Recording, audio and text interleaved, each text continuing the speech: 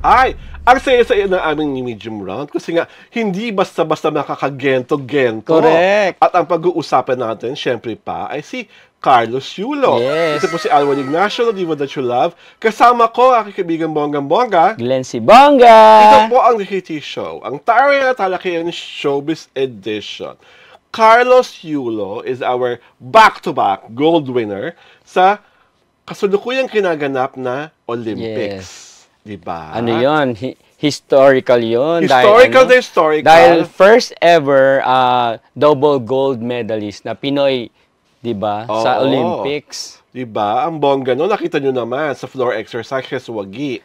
Sa vault exercises, waging-wagi. Naiyak talaga ako. Oo. Lalo-lalo yung una, diba? Oo. Kasi iba yung dating eh. Pero parang ang swerte-swerte niya talaga na panalo pa rin siya sa second lalo kung naiyak nung pinapatugtog na ng magkasunod na araw yung ating pambansang awit ng Pilipinas na lupang hinirang ang title baka yung mga bata dyan akala bayang magiliw. Lupang hinirang po ang title ng ating pambansang awit. At dahil dyan, ito ang mga napadalunan at iuuwi pala. Pag uwi ni Carlos dito, maliban sa isang I'm sure heroes welcome, ay talaga naman doble-doble. 6 lig-lig.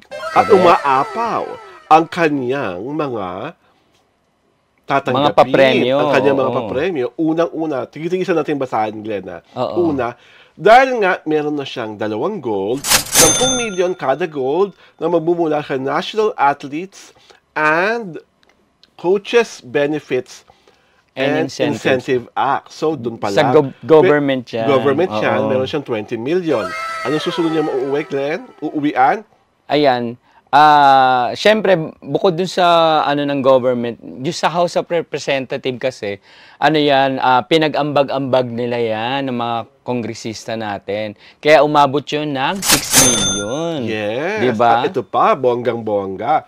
Meron siya makakuhang house and lot sa Philippine Olympic Committee at syempre pa, meron siyang 30 million worth fully furnished siya of condominium sa Bonifacio Global City at 3 million cash bonus mula sa Mega World.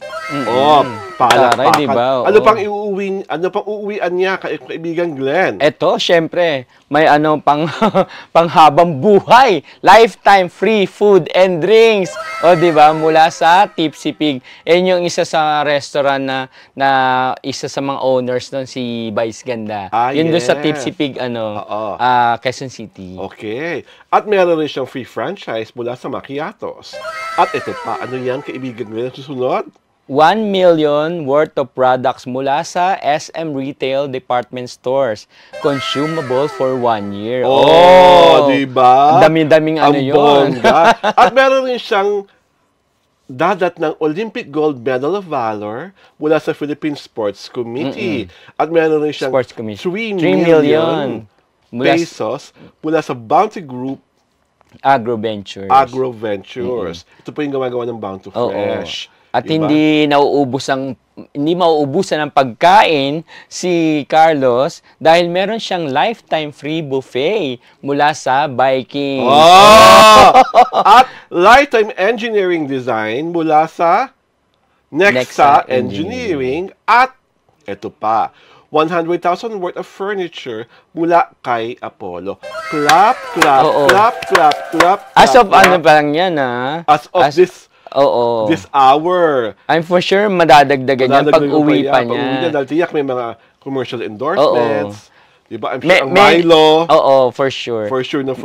May mga netizens ka nagsasabi kasi ang daming mga establishment, companies, even resto na na bumati kay Carlos at ginamit sa kanilang promotion marketing sa social media, di ba? Sana man lang daw may pa-cash bonus man lang, hindi yung banggit lang ng pangalan. Ako carry ko lang yung mga kumpanya. Ang nakakabali yung mga alam mo na, yung mga ibang politiko na mas malaki pa picture nila kaysa sa picture ni Kaloy. Diba? Hindi naman kayo nanalo ng gold. Si Kaloy, bakit mas malaki yung picture niyo? Well, sa akin, Kaloy, whatever are all your winnings, I hope you invest it properly. At sana, a portion of it, magbigay ka sa gymnastics community, makapagpatayo ka ng paaralan. Actually, sa isang interview ni Dayan Castillao, sinabi ni Carlos na magbibigay talaga siya. Magkakaroon siya ng scholars para sa mga batang gymnast. So, magandang move 'yun na ginawa ni Carlos. Oo. At sana rin ang mga taong namumuno sa Philippine Sports Committee, ngayon pong nakikita niyo na mas nag-excel tayo ng bonggang-bongga sa gymnastics, sa boxing, sa weightlifting. Sana naman po yung appropriation ng budget, bigyan nyo rin sila ng tama. Kasi po napapansin ng mga ibang tao, nalilibak po kayo na puro Gilas Pilipinas. Ang todong-todo ang mga endorsement, todong-todo ang pumibigay ng pera. Pero for the past 2 Olympics, lagi tayong all-outs. Diba? Hindi makapag-qualify. Lagi tayong tinatalo na kung anong bansa pag nakakatapat natin. So, ang gusto lang po ng mga concern sa Philippine sports is equitable distribution of the funds. Lalo na doon sa mga lalo na yung mga lumalaban sa international competitions. Isa pang pansin, ang dami-dami pong ilog at nakapaligid na dagat sa Pilipinas. Siguro po maganda rin na magbigay tayo ng mas malaking portion para sa ating mga swimmers, sa ating mga rowers. Pwede rin po tayo magtayo ng synchronized swimmers, ng divers. Diba? Ang dami-dami ng pang-gold. Ang dami-daming gold hole yung kung tutuusin. So, equitable distribution lang po ng funding. At kami, Kaloy, we are looking forward sa iyong pag-uwi. Dahil tiyak, Heroes welcome for at tiyak na tiyak yan.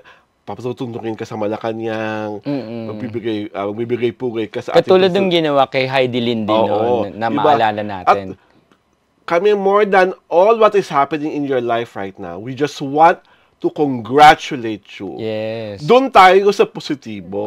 Correct. Doon tayo sa maganda. Bas pagtuunan ng pinampansin ang dugo, pawis, hirap, na pinagdadaanan ni Carlos bago nyo na-achieve itong gintong karangalan na ito. Hindi po madali ang gymnastics, ha? Talagang po sa mga lalakas ang loob noon dahil nakita nyo mo na, mag-iikot ka gano'n, tapos you will literally defy gravity. At sana hindi ma-upstage ng negativity at saka ng kung ano mang problema. Kaya nga po sa show namin, hindi namin i-discuss yung mga supposedly mga isyong binabato. Family problems. Mga family problems kay Kaloy because may tamang panahon para i-address niya yan. Ang dapat nating ipagsigawan, ipaghiyawan, ang katotohanan ng winagayway niya.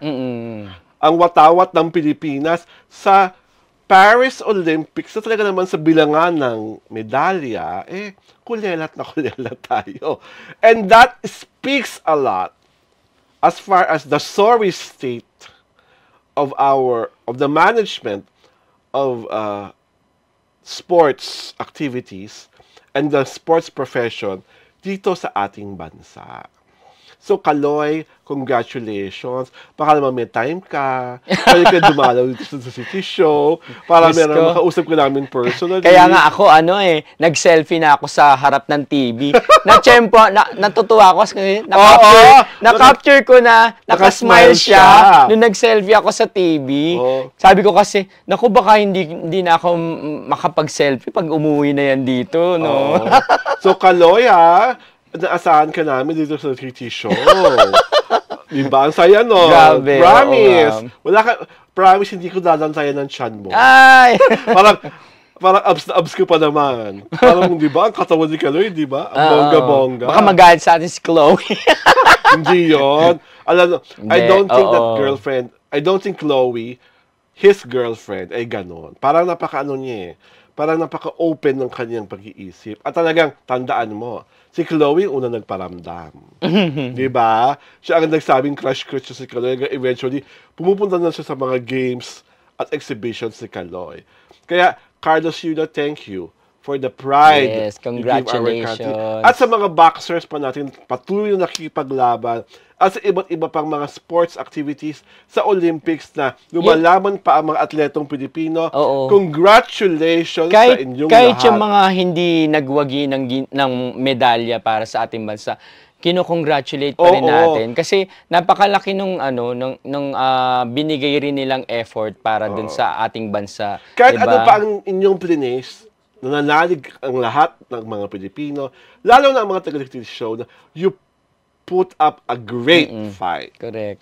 Ito po si Alwin Ignacio, The Diva That You Love. Kasama ko, aking kaibigang Bonggang-Bongga. Lency Bongga! Ito po ang The TV Show, ang Taray na Talakayan Showbiz Edition.